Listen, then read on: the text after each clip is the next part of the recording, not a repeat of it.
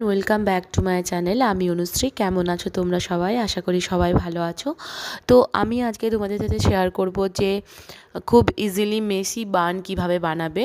তো চলো, ভিডিওটাতে আমি শেয়ার করেছি যে আমি কীরকমভাবে মেসি বান বানাই, আর তোমরাও এটা বাড়িতে ট্রাই করতে পারো। তো চলো দেখে নিই ভিডিওটা।